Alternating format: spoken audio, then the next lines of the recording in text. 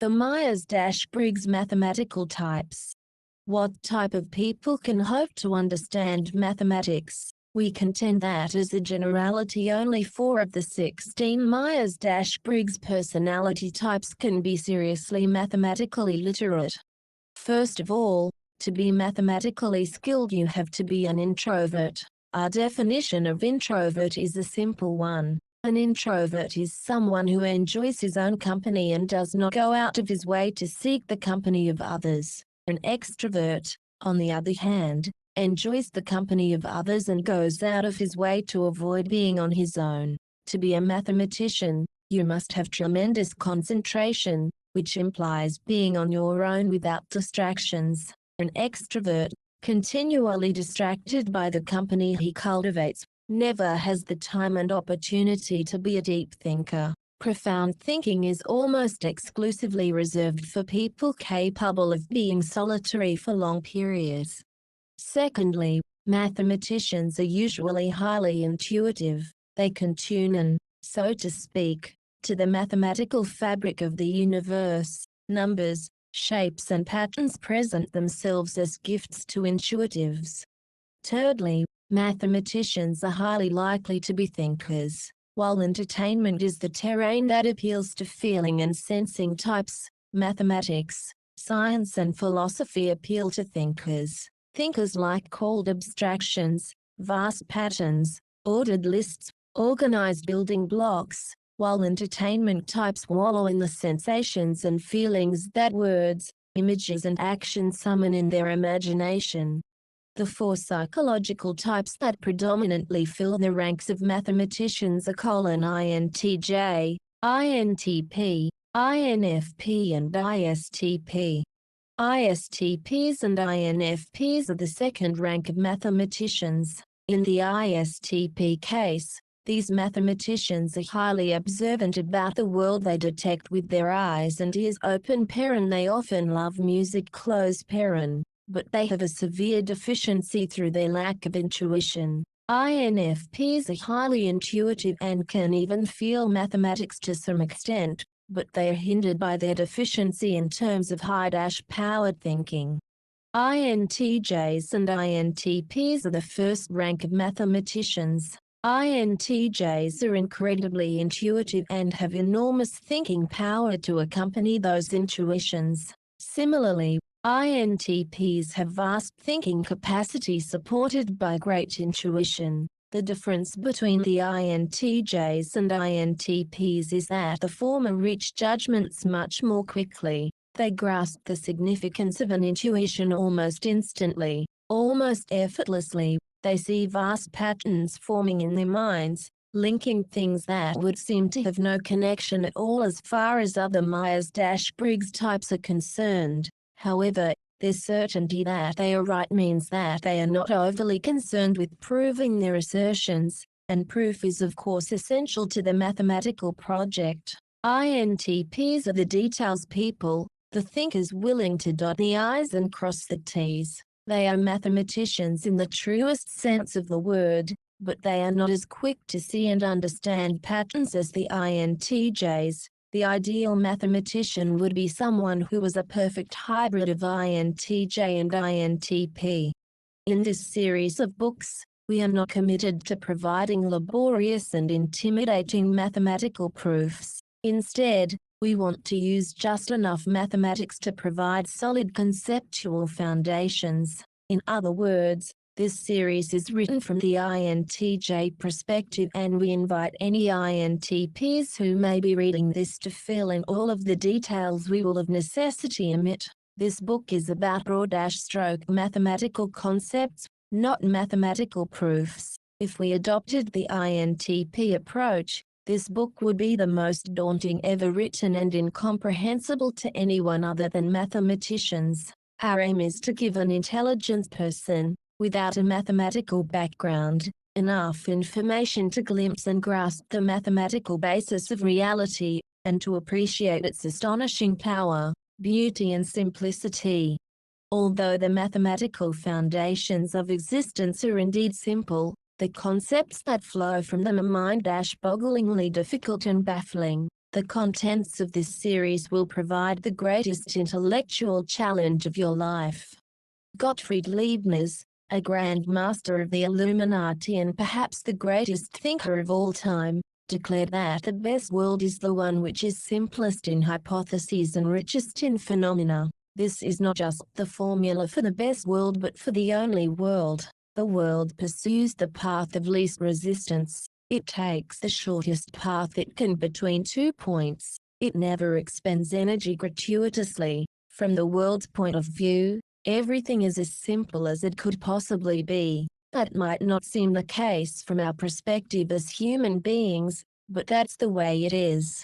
By the end of this series, you will hopefully have a full understanding of the simple hypotheses from which the world is built, and you will marvel at the astonishing complexity and richness that flows from them. Yet the apparent complexity is a product not of nature but of the false common sense view of the world that humanity has constructed based on numerous fallacies. Even science, humanity's most successful endeavor, is packed with errors caused by paying too much attention to our unreliable senses and not enough to our potentially infallible reason. For example, we see colors all around us, yet a logical deconstruction of the concept of color shows that the world does not objectively contain any color at all. As neuroscientist Bolotto said, color doesn't exist. It is a construct of your brain. There is nothing literal about color in the world. If all human beings had the genes for total color blindness, it would never even have occurred to anyone that the sky was blue or that there was any such phenomenon as color. What does it mean to assert that our genes are the cause of color perception? The genes belong to us and not to the objects that allegedly exhibit the color. Is Kant therefore right that our minds are creating their own reality independent of the true world? But no one can question the rational mathematical statement that 1 + 1 = 2. That is an eternal, incontestable, immutable truth. Reason, not our senses, reveals the absolute truths of existence. Our senses continually deceive us. They were not designed as organs of truth but as means for allowing us to adapt successfully to life on Earth. We see only a tiny portion of the electromagnetic spectrum, visible light. The rest of the spectrum is invisible to us, until Scotsman James Clerk Maxwell's revolutionary theory of electromagnetism arrived in the second half of the 19th century. We had no idea what light really was and knew nothing about any electromagnetic spectrum. Our senses failed to detect any such spectrum because it's not what they were designed for. They evolved for reasons of survival, not reasons of truth or completeness. So why do scientists so slavishly revere the evidence of our senses and have such contempt for the exercise of the highest and purest reason? Reason alone can reveal the absolute truth of existence, and what subject is the essence of reason? Mathematics. Although mathematics is conventionally regarded as an abstract tool, we shall introduce a second type of mathematics that we have labeled ontological mathematics. This means that it does not treat mathematical entities as mere paper abstractions and symbols but as things with real existence. Ontological mathematics might also be called the mathematics of energy, since that's what it's fundamentally about. Numbers written on paper have no energy content. Numbers written in spacetime most certainly do. Manipulation of numbers on paper has no energy implications, but it does in spacetime. Things that can be done effortlessly on paper may not be possible ontologically because of these energy considerations. This is the fundamental difference between abstract and ontological mathematics. Think of all the subatomic particles listed by scientists. Do any of these particles have any properties that cannot be characterized mathematically? There isn't a single thing about them that isn't defined by numbers, shapes, quantities, dimensions and mathematical formulae. That is all the stuff of mathematics. So in what way are these objects of science rather than objects of mathematics? It's only because we humanity have chosen to think of mathematics as fundamentally unreal and abstract that we perversely regard objects that are in every way defined mathematically, and which have no non-mathematical features, as objects of science rather than of mathematics. Quantum mechanics, relativity theory and M-theory the theory that is trying to harmonize quantum mechanics and relativity are all astoundingly mathematical. Are these scientific theories or ontological mathematical theories? If we rebrand science as ontological mathematics, then it becomes much clearer why abstract mathematics reflects science so well. Science is just mathematics as reality rather than as abstraction. There's a gulf between conventional science and ontological mathematics in terms of three critical numbers: 0, infinity, and the imaginary number I. Conventional science, an expression of extreme philosophical materialism, asserts that 0, infinity, and the imaginary number have no ontological reality within any region of space and time. Conventional science involves a hypothesis that only real numbers are ontological or have any bearing on reality. There is not a single rational reason why this should be the case. It is pure empiricist materialist dogmatism. Science refuses to address the issue of why it accepts only real numbers greater than 0 and less than infinity. It gives no rational reason for rejecting 0, infinity, negative numbers and imaginary numbers beyond the simplistic one that they are not empirically detectable. Science thus enshrines empiricist materialism in how it regards mathematics. This is not a scientific but a philosophical stance, and indeed a faith-based position, since the ontology of mathematics is not something that can be determined via fallible human senses.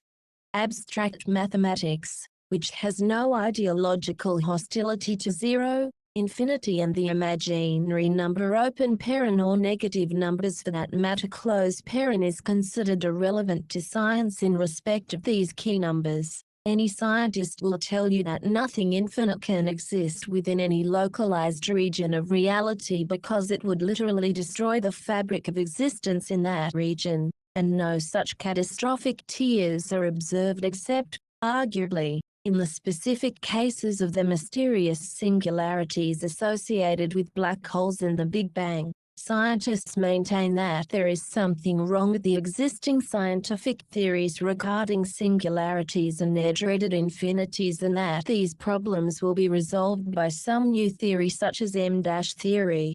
Scientists will also tell you that they associate 0 with non-existence, that is, it is devoid of ontological significance. Descartes defined res cogitans thinking substance as having no extension, that is, it had no presence in the extended world of matter. Scientists, as strict materialists, have dismissed the Cartesian concept of independent thinking substance mind. Mind, for scientists, is a mysterious aspect of matter. It cannot exist separately from matter, hence is some kind of material phenomenon or epiphenomenon. According to science, the Cartesian mind, the domain of 0, is pure nonsense. It simply isn't there. Of all the catastrophic errors of science, this is the greatest because it turns out that 0 is the quintessence of existence and completely defines it.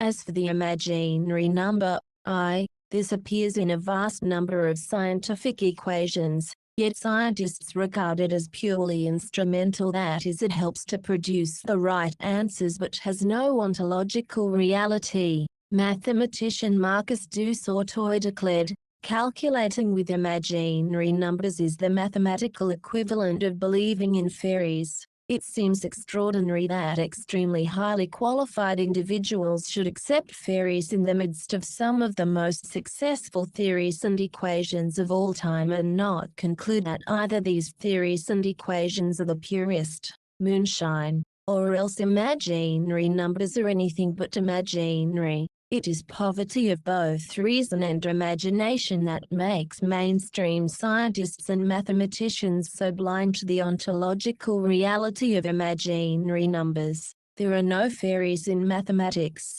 neither zero, infinity nor imaginary numbers of fairies. On the contrary, they are essential to existence. They are the most solid, substantial entities of them all, every bit as solid and ontological as real numbers. So, Illuminism defines two types of mathematics: abstract open pairing conducted purely in the mind or on paper, closed pairing, and ontological open pairing that unfolds as reality itself, closed pairing. The two are of course extremely closely related, with energy being what separates them. Ontological mathematics can be further divided into ontological mathematical materialism open pairing science closed pairing and ontological mathematical idealism open pairing, the mathematics of zero and infinity closed pairing. The imaginary number belongs to mathematical materialism open pairing, though scientists haven't grasped this yet closed pairing. What this means is that the imaginary number has real existence in the physical world, which is why it appears in so many key equations of science. It is not an instrument for getting the right answer: it is part of the fabric of reality. In fact, it is the basis of time. The two branches of ontological mathematics constitute a complete account of reality, a grand unified theory if you will. What the two branches achieve is the resolution of Cartesian dualism. Descartes divided reality into two separate domains of mind and matter, but could not give any plausible explanation of how the two domains interact. Despite being a brilliant mathematician and acknowledging that mathematical knowledge is the primary source of truth, Descartes failed to make the intuitive leap that would have made him a god amongst men. He didn't grasp that mind belongs to the mathematical domain of zero and infinity, while matter belongs to the mathematical domain of everything that exists between those two numbers, and that together they embrace everything that can possibly exist from zero to infinity in all directions. There is therefore no dualism at all between mind and matter: they are part of a seamless mathematical continuum, and they communicate and interact effortlessly via their common language of mathematics. It's the unique properties and qualities of zero and infinity that separate them from the rest of mathematics and make mind seem radically different from matter. In fact, the two domains are just different manifestations of ontological mathematics. There is no dualism, no mystery, no magic, no baffling enigma of how mind and matter interact. They are not two different substances but the same substance, mathematical substance. Where science regards mathematics as an invaluable tool for revealing the secrets of the scientific world, Illuminism regards science as an invaluable tool for helping to reveal the secrets of the mathematical world. Mathematics is not only the answer to Cartesian dualism but also to the Kantian dualism of noumenon and phenomenon. In fact, these two dualisms are ultimately the same. The noumenal realm was originally defined by Plato as the world of ideas apprehended by the philosophical, rational mind, while the phenomenal realm was the world of sensory reality in which the unphilosophical and animalistic were permanently trapped, that is, their primitive minds could never take them to the noumenal domain. The tendency of modern philosophy is to support science in denying the possibility of knowledge gained independently of the senses. Kant famously asserted that although the noumenal world exists, it is entirely unknowable. We can only ever grasp phenomenal reality. Science agreed that we can know only the material world and simply denied that there was any noumenal world at all, just as it had previously denied that there was any Cartesian domain of mind and any religious domain of soul. Science, like doubting Thomas, says no to anything it can't empirically detect. Illuminism, on the other hand, asserts that the noumenal domain not only exists, it is primary, the ground of existence. Moreover, phenomenal and noumenal reality are both fully knowable via mathematics. because all phenomena and noumena are mathematical entities. Science, hitherto, has been the tool for probing the empirical, material, phenomenal world, while metaphysics open paren, literally what comes after physics close paren, is the term traditionally applied to the study of the noumenal universe. Religion also makes comments about the noumenal universe, but in a faith-based, irrational, idiotic way, where the statements of prophets and holy texts are regarded as some sort of absolute truth revealed by God. We shall ignore the claims of mainstream religion since they are more or less absurd. The Western Abrahamic religions of faith quite literally have zero truth content, and the Eastern religions are far too mystical and imprecise. The God of Abrahamism is as far from truth, reason, logic, enlightenment and reality as you could get. He is the false God, the God of the stupid and irrational and all those who have contempt for the truth. The truth shall set you free is the most ironic statement conceivable in the mouth of an Abrahamist. Science has proved spectacularly successful, while metaphysics has been speculative and resulted in no definitive view or consensus. Hence, science has become the basis of modern rational thinking and has relentlessly promoted empiricism, materialism and atheism. Illuminism asserts that the only way to save metaphysics is via mathematics, since A closed pair in mathematics is reality and B closed pair in mathematics is the only subject about which anything precise can be said. Science's power derives from the fact that it uses mathematics and metaphysics doesn't. Metaphysics should be rebranded as the philosophy of ontological mathematics, along the same lines as the philosophy of science.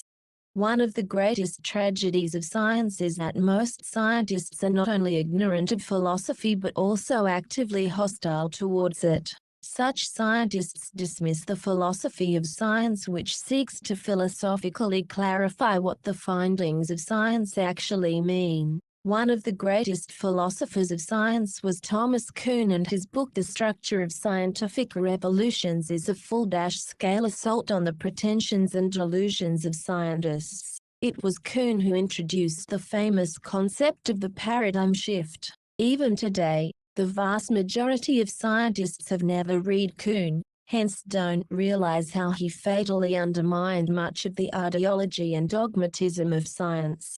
Kuhn believed that scientists had a great deal to learn from the study of the history of science, and Illuminism agrees entirely with this. In fact, the same is true of every subject. Unless you understand something's history, you don't have any deep understanding of it at all. You don't know how it came to be where it is and what debates, controversies, dilemmas, difficulties and dialectics fueled the journey. Scientists, sadly, are as ignorant of the history of science as they are of the philosophy of science, hence are much less effective at science itself. The teaching of science should always begin with the history and philosophy of the subject before people start learning science itself. The same is true of mathematics. Although we are asserting that mathematics is the truth of reality, this book Open Paren and series Closed Paren is not primarily a mathematics textbook. Rather, we will be examining the philosophy of particular mathematical concepts and showing how they define such apparently scientific phenomena as space and time. Space and time go right to the heart of ontological mathematics, and not a thing can be truly understood about the material world if a person is ignorant of the mathematical origins of space and time. It's a fact that no one outside the Illuminati has ever understood space and time, and, in this series, we will reveal the truth to everyone.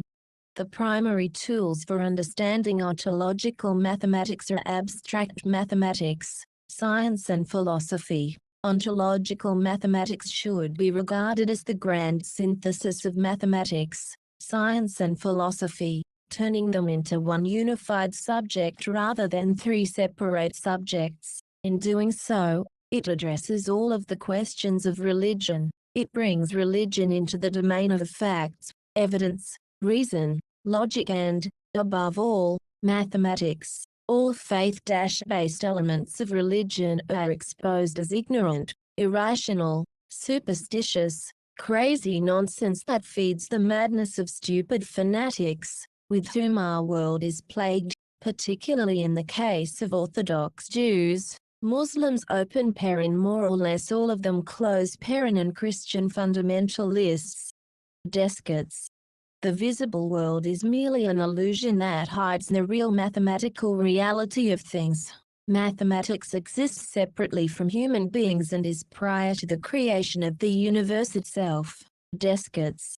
This is the classic Platonist view of mathematics, that it pre-exists everything else, that is the cause of everything else. It implies, for those of a creationist inclination, that God is a mathematician and uses mathematics to create something from nothing and order it into the cosmos, although mathematics is of course entirely absent from Abrahamic texts. Notwithstanding the laughable claims of Kabbalists that the Torah is full of mathematics open paren, what they mean is that numerology can be applied to the words of the text close paren.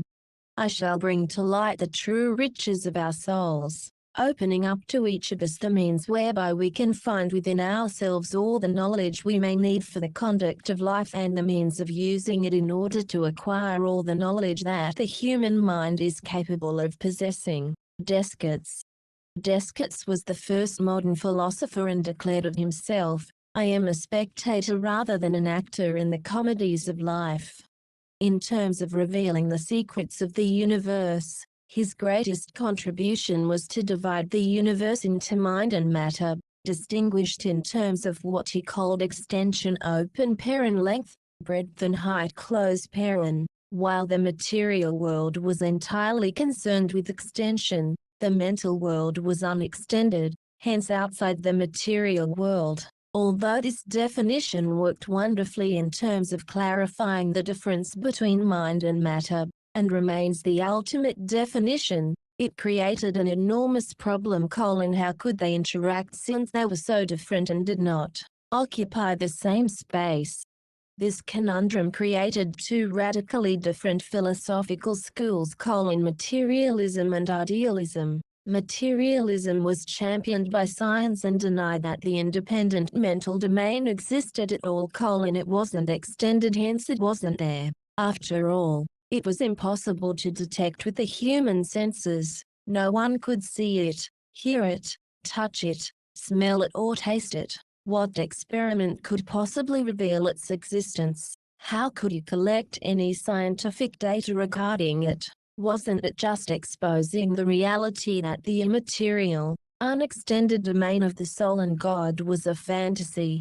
Sciences, at core, pure empiricism, materialism and atheism. These terms are all effectively synonymous. Although there are scientists who profess their belief in God, these are intellectually dishonest individuals who are trying to have their cake and eat it. If you accept the materialist paradigm, you have left no room for God, the soul or even for free will. You have placed the whole universe, including human beings, within an inexorable chain of physical cause and effect determined by scientific forces. Since no one claims that the laws of science have free will and can do their own thing whenever they feel like it, there is therefore no conceivable mechanism by which free will can operate.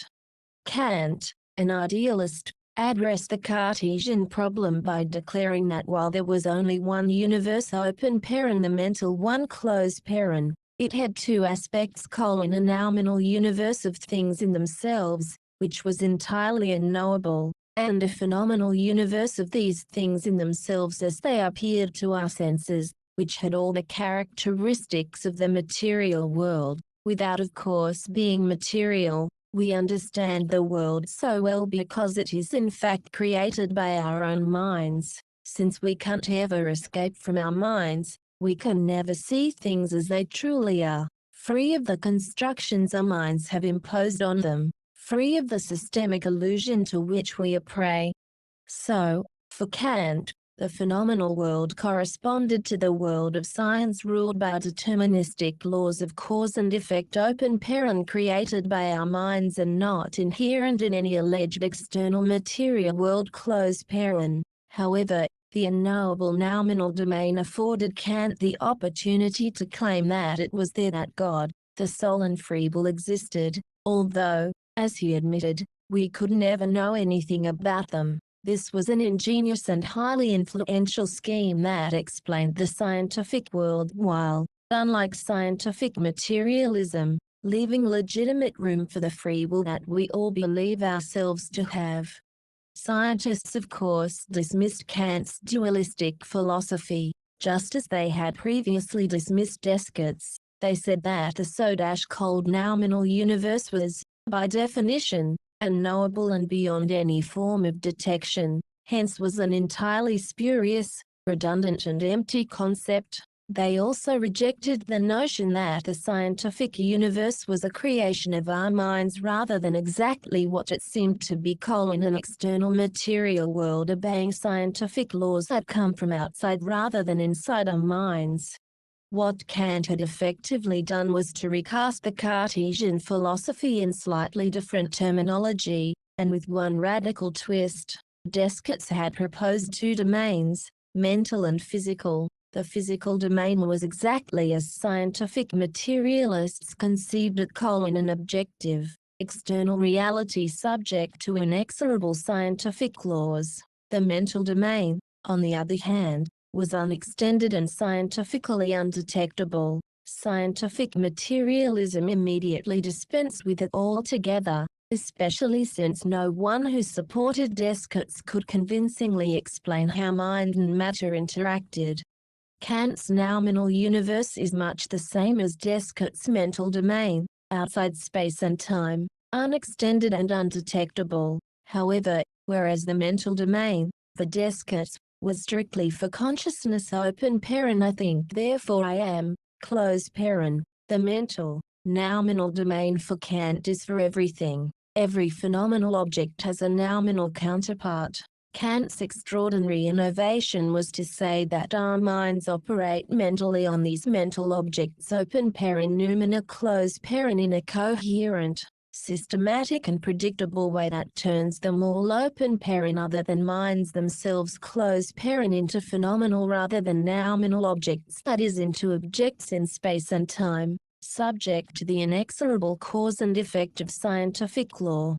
Kant said that space and time provide the conditions for sensory experience, the formal principle of our intuition open paren space and time close paren is the condition under which anything can be an object of our senses. This means that spatial and temporal relations are only experienced by the passive, receptive part of the mind, which Kant called intuition, as opposed to the active part concerned with intellect. In other words, everything, for Kant, is actually mental, including space and time. Minds impose the systematic illusion of a scientific, lawful, objective, material universe. One way of thinking about Kant's noumena and phenomena is within the context of Plato's domain of forms and his demiurge open paren the public craftsman close paren. For Plato, the demiurge took the eternal forms and imprinted them on the universal clay open paren matter close paren to fashion a material copy of the perfect domain of mental forms. For Kant, Plato's well-defined forms are replaced by the mysterious noumena, seeds of ideas. We might say, our own minds take the role of the demiurge. We fashion the noumena into the stuff of the phenomenal world not by stamping them on matter but by applying mental categories and intuitions to them, most especially of causality, space and time. Rather than have a strict Cartesian mind-matter dualism, Kant has one mental world that manifests itself dualistically: one close paren things as they mentally are in themselves open paren which are never observed and are unknowable, especially minds themselves close paren, and two close paren things as they appear to our senses, as material objects of science located in space and time and subject to causality. Kant had thus unified mind and matter by claiming that everything is in fact mental, but then divided them again as knowable mind-created, material phenomena and unknowable mental noumena. He had resurrected the material world, but it was no longer actually material but phenomenal of the order of appearance rather than reality. That is a grand illusion. As we have observed, scientific materialists were unimpressed and ignored all such talk. For them, the scientific world was absolutely real and no kind of mind-created phenomenon. Nevertheless, Kant's scheme, known as transcendental idealism because it pointed to the existence of higher truths that transcended our experience, was so intellectually ingenious and imposing that it caused an explosion of interest in idealism, led by great German geniuses, and culminating in the awesome Illuminatus Hegel.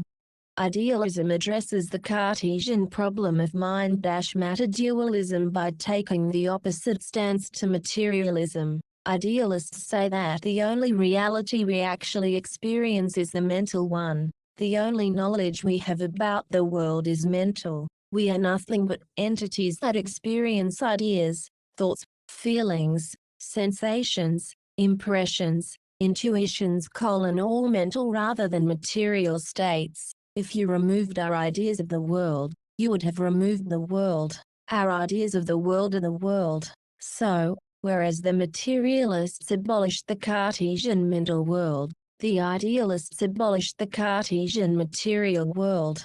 According to materialism, there is an objective world independent of our minds, controlled by scientific laws of cause and effect that are equally independent of our minds. A scientific materialist can happily think of the universe as containing no minds at all, including his own. Science is about revealing the objective truth of a kind of dead, mindless, mechanical universe. Science has made no inroads at all into explaining life, mind or consciousness. All of its great successes concern the universe as a symmetry, or as a great clockwork mechanism incapable of exhibiting free will, desire or passion. According to idealism, our minds create the universe and there is no objective universe out there. The laws of science are created by our minds and do not exist outside them. It is in fact extremely difficult for materialists to account for the existence of scientific laws. If they are part of the extended material world, they must somehow be material. So where are they? What are they? Where are they stored?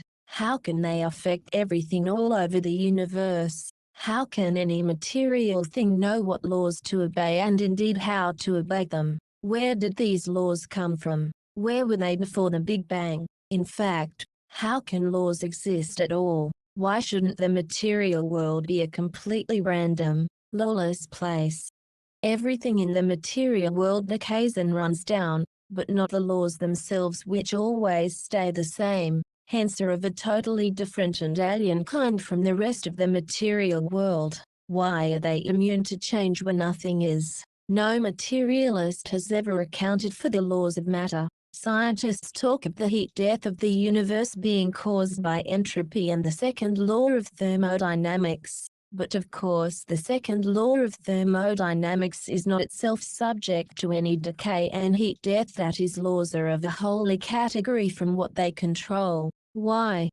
A Platonic dualism has been invalidly introduced by science: eternal, immutable, perfect laws contrasted with transient, physical, imperfect objects relentlessly running out of usable energy. But scientific materialism rejects Plato, so it is therefore presented with a challenge so great that it has never once addressed it. Are the laws of materialism themselves material? If they are not, then how can they exist, since only matter exists? If they are, then why aren't they subject to material decay like all other matter? It's not clear that any scientist has ever grasped the magnitude of this problem. By itself, this philosophical problem destroys the whole ideology of scientific materialism. Scientific materialism cannot be true because it cannot explain its own laws. It can't explain what they are ontologically, hence they are like magic.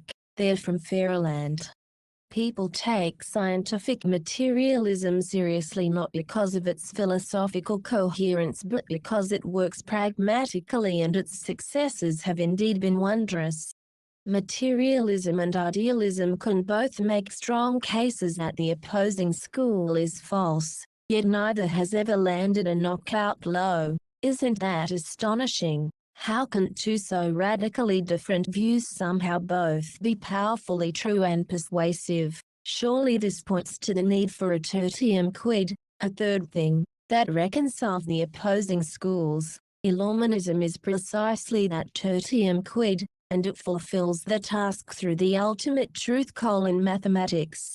Unfortunately, Illuminism has two immense obstacles to overcome. On the one hand, scientific materialism has been staggeringly successful in terms of technology, manufacturing, the military-industrial complex and medicine. It has authentically changed our world beyond recognition. To any thinking person, science is immensely persuasive. It's no surprise that someone like Richard Dawkins, a fervent atheist and materialist, is so widely admired.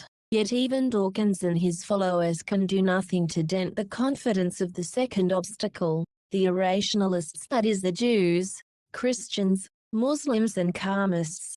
The Abrahamists have actually become more fanatical and irrational as science has grown stronger. They are in much greater denial than ever before. They hate reason and prize irrational faith with a great passion. A medieval thinker such as Dandy was aware of no serious conflict between science and religion. In fact, the two disciplines seemed in beautiful and perfect harmony, united by reason. It is in the present day that the gulf between mainstream religion and science has become unbridgeable. It is no longer rationally possible to think that Abrahamism has anything in common with science. If you accept the scientific facts, then you cannot be an Abrahamist. Abrahamism has been formally refuted as a logical possibility in the scientific world. Many Abrahamists have therefore cultivated an extreme distaste for science. They are perfectly aware that if science is true, their beliefs are false.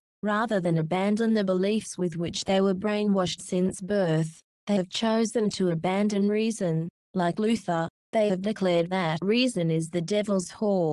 Nowhere is the abyss between science and Abrahamism clearer than in the case of Darwinian evolution. The situation couldn't be simpler. If evolution is true, the creator God of Abrahamism does not exist. The whole point of evolution is that it requires no creator. It is a self-propelling process. Natural selection has nothing to do with truth or morality. It cares only about reproductive success, about the passing on and spread of particular genes, hence Dawkins' famous and brilliant book The Selfish Gene.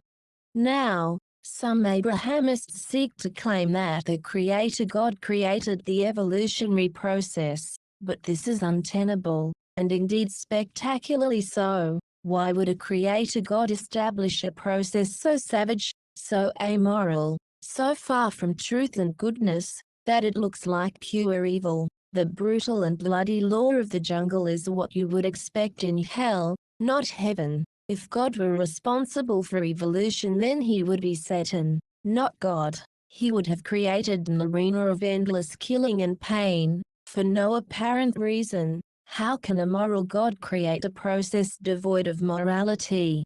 Is a shark an immoral serial killer, or does it simply kill to live? Humans are killers par excellence. They kill for fun. A God who sets in motion a perpetual death machine of mind-boggling cruelty cannot be God. When God ordered Abraham to kill his own innocent son for no reason at all, he made it clear to all people possessed of reason that he was not God. Since evolution requires no one to get it started, it's just part of the fabric of the universe. Why would God invent a system that makes him look superfluous? Is he actively trying to baffle and bewilder people? Is he perverse? If so, he cannot be God.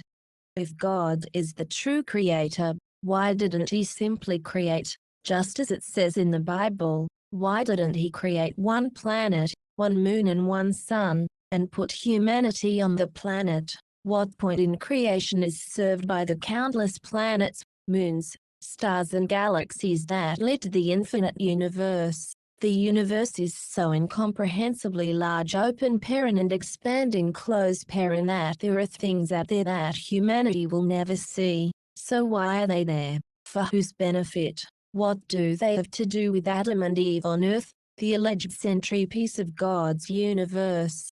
The hypothesis of a creator God cannot be sustained in the face of evolution and an infinite universe. Only someone insanely opposed to reason would continue to support the concept of a creator God. What's the difference between irrational people and mad people? Can we distinguish between the two? If you reject reason, can you even be called human, or are you just an animal?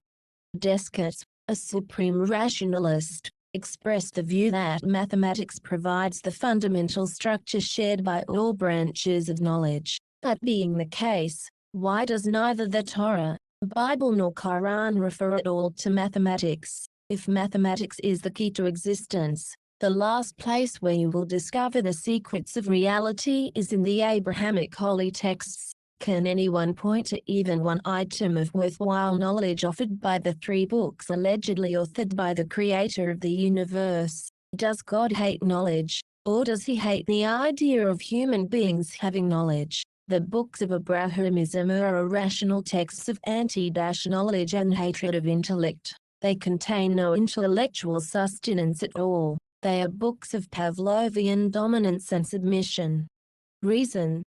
Given that Descartes believed in two essentially separate domains of matter extended and mind unextended, he could not conceive of a vacuum existing in the material world. If a vacuum contained nothing, it would be unextended, hence mind-like an impossibility in the physical world of extension. Therefore, Descartes argued for the existence of a planum, a completely full material universe, with no empty space whatever. He also rejected the concept of indivisible atoms. If they existed in the material world, then, no matter how small, they were extended, hence divisible. Instead, he referred to infinitely divisible corpuscles although he never considered what should happen if they reached their indivisible limit. Leibniz didn't make them his dimensionless monads.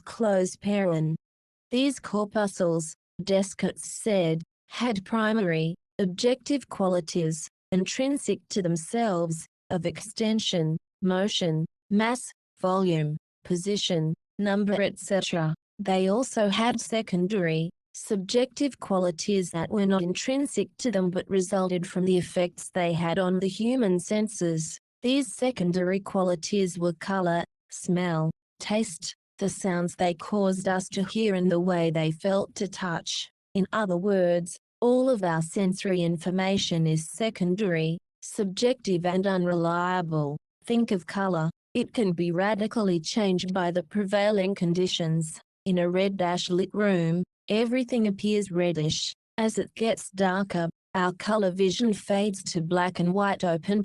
Just look around your room before you go to sleep. There's no color. Descartes' material universe was thoroughly mechanistic, mathematical and predictable, and gave a huge boost to scientific thinking. He advised researchers to divide all big problems into smaller ones. The reductive, analytical approach. To argue from the simple to the complex and to check everything carefully. As a rationalist, Descartes thought that only pure reason yielded reliable knowledge, and reason relied on mathematics and logic. He was dismissive of the knowledge we get from our unreliable senses. No sure knowledge could come from such a dubious source. The opposing school to rationalism is empiricism, which asserts that only our senses can yield knowledge about the external world. How can staying in a room using your pure reason tell you anything about a frog? You can learn about frogs only by gathering information about them via your senses. Without that information, reason is superfluous. Rationalism and idealism are a natural alliance, while empiricism and materialism represent the opposite alliance.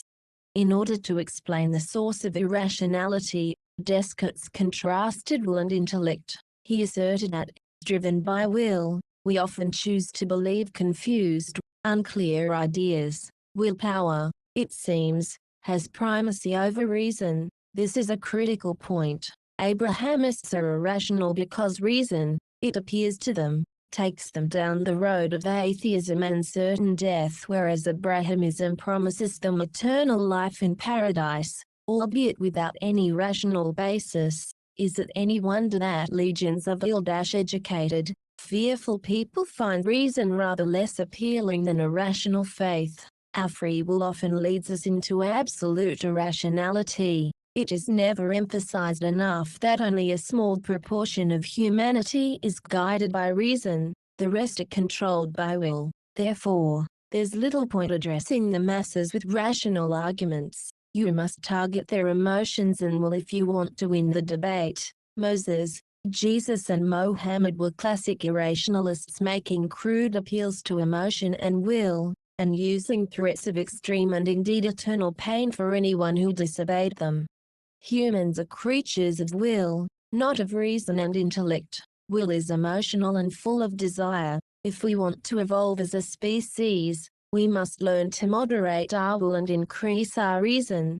Imagine we were programming artificial intelligences that we wanted to be something like us. We certainly wouldn't make them exclusively logical and rational. But here is the big question: how do you program will into a machine? How do you make machines irrational? On will and irrationality, what truly separate man and machine?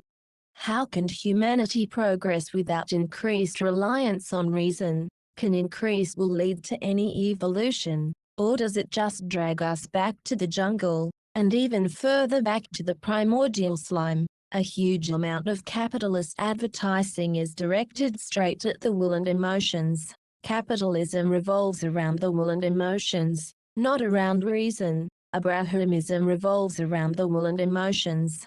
We can't take the path to divinity unless we embrace reason. We have no choice. Platonism. Platonism, derived from Pythagoreanism, is used to describe the stance of those mathematicians who assert that mathematics pre-exists humanity, is indeed eternally coded into the universe, and determines its structure. Mathematics is thus real and has independent existence. As far as Descartes was concerned, all human knowledge might one day be mathematized. Although Descartes wasn't an Illuminatus, he shared exactly the same vision as the Illuminati, a complete mathematical explanation of existence. If mathematics is indeed universal and integral to existence, any rational alien race would also be mathematical. The only language in which we would be able to infallibly communicate with them would be mathematics. So, is mathematics something that rational people discover about the universe, or is something that rational minds invent? The latter option seems inconceivable, and yet if it were true it would surely lend maximum support to Kant's hypothesis that minds create reality. If a mind can construct something as complex as mathematics, what couldn't it invent? The position that mathematics is an invention of mind is known as formalism or relativism. It asserts that mathematics is something akin to an enormously more elaborate version of chess. It has its rules and immensely complex games can be played, but they have no connection with reality. We use the initial rules to create additional yet consistent rules, but all we're ever doing is playing a more and more sophisticated game. An argument has been advanced that mathematics is a closed system, hence cannot yield any knowledge about anything other than itself. There are no avenues for introducing non-mathematical parameters, hence mathematics can never provide new knowledge. This argument is actually key to the entire Illuminist project, because Illuminism asserts that mathematics is indeed a closed system, but it further asserts that there is nothing at all external to mathematics, that is, mathematics is everything. To say that mathematics is closed is not to place any limitations on its explanatory power, since there's nothing outside it, nothing else to which it would have to open itself. Illuminism declares that everything that exists and all authentic knowledge of everything that exists are entirely defined mathematically. Mathematics is it. There's nothing else. By the end of this series of books, we hope we will have persuaded you of this astounding fact. Just look at the best theories of science almost entirely expressed mathematically. If mathematics is simply a formalism, a self-consistent game, then the same must also be true of the most successful scientific theories, which means that we know nothing of the world, and it might as well be Kant's nominal universe about which we must remain silent. Just look at computers and computer simulations, wholly mathematical. Where would we be without our computers? Has anything proved as successful as applied mathematics? The abstract work of Bernard Riemann on non-Euclidean curved spaces would once have seemed to be mathematics in the purest formalist sense, with no connection with external reality and assumed to be entirely Euclidean. Yet this work became the bedrock of Einstein's general theory of relativity and is used in the cosmological theories describing the evolution of the universe. Platonist mathematics is what we define as ontological mathematics, the home of the soul. Descartes famously identified the pineal gland as where the mind or soul exists and interacts with the physical body. He imagined the soul as a homunculus, a little man, who receives all of the information flowing in from the senses and processes it all, adding his own reason and logic to make sense of it. It is as if our soul is in a private cinema watching the images being sent, via the eyes, from the external world. The soul itself does not interact with the external world, while the body that does is in some sense just a human automaton. Behaviorist philosopher Gilbert Ryle referred to this model of a private soul inside a kind of mechanical man as the ghost in the machine. For Descartes, nature, in its material aspect, is an automaton, and he held that animals have neither souls nor feelings, they are just machines. In fact, even humans are just machines materially, meaning that doctors are not healers but mechanics and repairmen. In Descartes' mechanistic universe, matter affects matter only through physical contact. Matter, motion and collisions are the only elements in this system. There is no action at a distance, no forces operating across space. It was a corollary of this position that if the motions of all particles were known, we would be able to know the future by calculating how the system would evolve with time. Everything, in principle, could be explained. This is still, more or less, the position adopted by scientific materialism. Kant. No confession of faith, no appeal to holy names nor any observance of religious ceremonies can help to gain salvation. Kant. If Descartes was the founder of modern philosophy, professional philosophers tend to regard Kant as its most towering figure. Kant's project was to define what could be known for sure and to reveal where thinkers strayed into error by extending concepts beyond their proper domain. The effect of his philosophy was to promote skepticism and to undermine faith in conventional religion and metaphysics. Although he thought he was succeeding in accounting for the power of science and making sense of it, scientists never adopted his view that reality is a construction of mind. Science continued to assume as an unshakable fact an external world regulated by laws external to our minds. For scientists, these laws shaped the world of minds rather than minds shaping these laws. Space and time, cause and effect, were real rather than mind creations allowing us to comprehend reality. Illuminism is a means of reconciling Kant's views with science and showing how both can be correct, despite their apparently unbridgeable contradictions. Kant, while no atheist, was contemptuous of much of religion. He referred to petitionary prayer as the wheedling of God. If you think about it, Petitioning God on behalf of your own naked self-interest is one of the least godly things you can do. All the masses who pray to God to cure their sickness or allow them to win the lottery or to make someone love or to make their team win are not treating God as a moral arbiter and steersman of the cosmos but as a super genie who grants wishes. They've made him into a witch doctor or wizard working with spells and charms. Their God is one of magic. He's from the world of fairies, elves, goblins and things that go bump in the night. This isn't religion at all. It's Harry Potter on a cosmic scale, with God as the top wizard with the most powerful wand, and Lord Voldemort as Satan. Most religious people subscribe to a vision of a world of unseen spirits operating according to the principles of magic.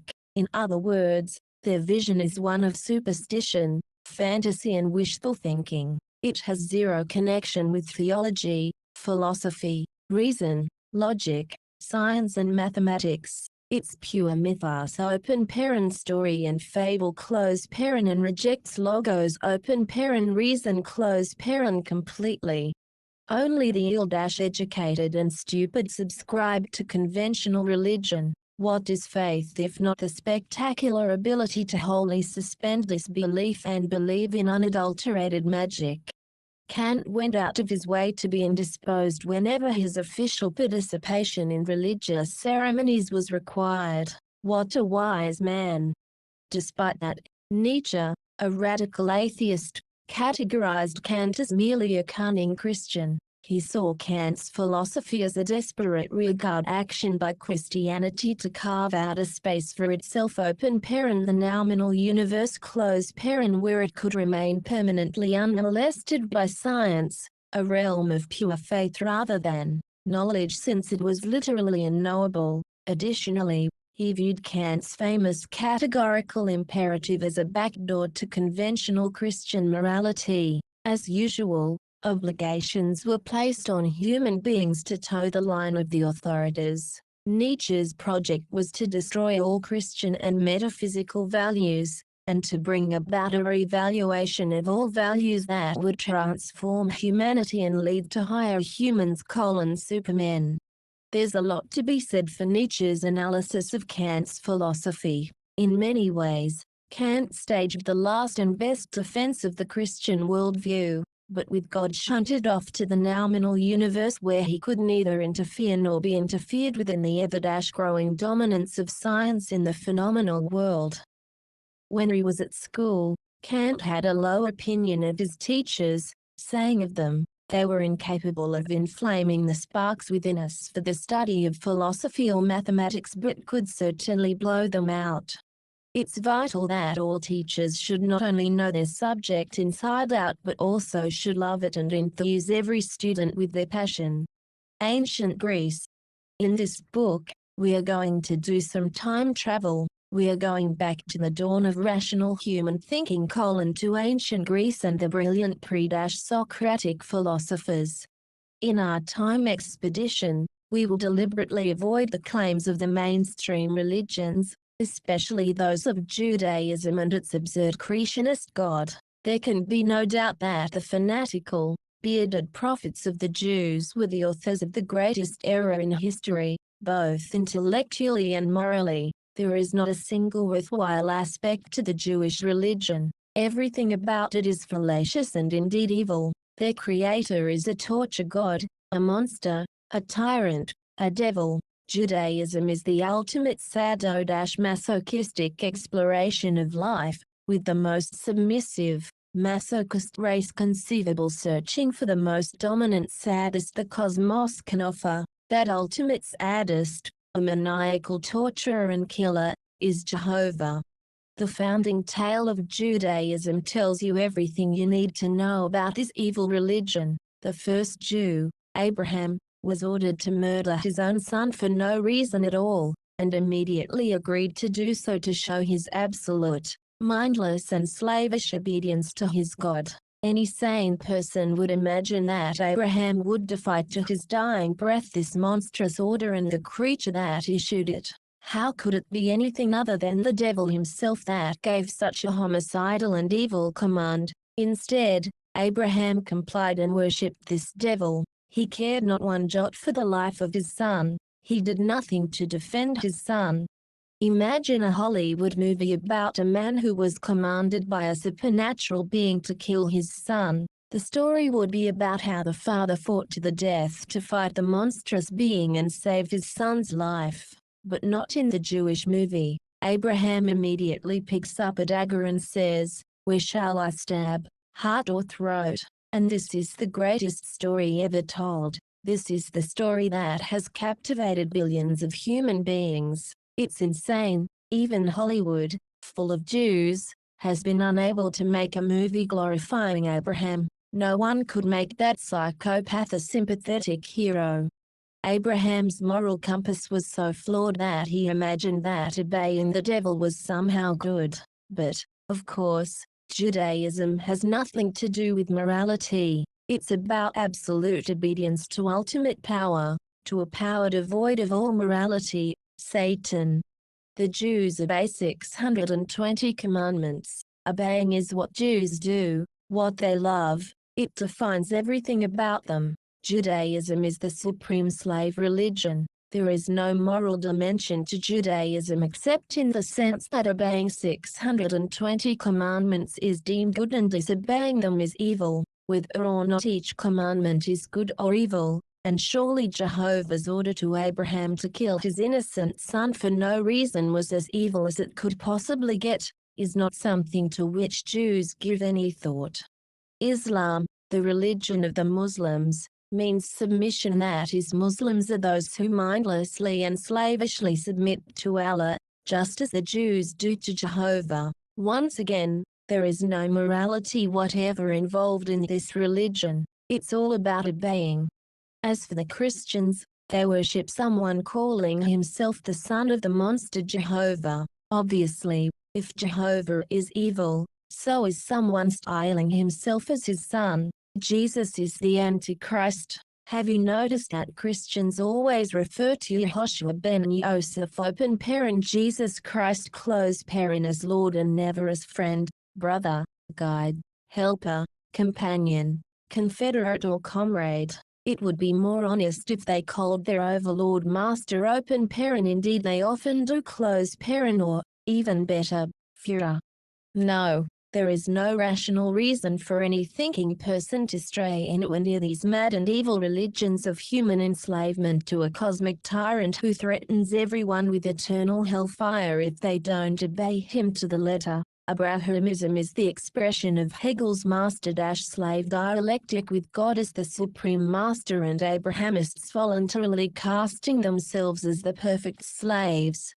For weak, submissive, superstitious, irrational and slave-like human beings who have no initiative, no strength, no self-respect, no dignity and no ability to think for themselves, Abrahamism is the perfect religion. But our task is to pursue the thinking person's route through life. Logos, reason, was born in ancient Greece and its colonies. We shall review the astoundingly insightful questions the ancient Greek philosophers asked about the nature of existence and the ingenious answers they offered. And, later in this series, we will provide the true and definitive explanations of all the cosmic issues with which the Greeks wrestled. The Greeks were lacking only a few vital mathematical concepts. Without those, they had no chance of answering the ultimate questions of existence. But now humanity possesses all of the mathematical knowledge it needs to provide the big picture. This series provides, for the first time ever in the public domain, the Illuminati's mathematical big picture of reality, the answer to everything, the grand unified theory of existence.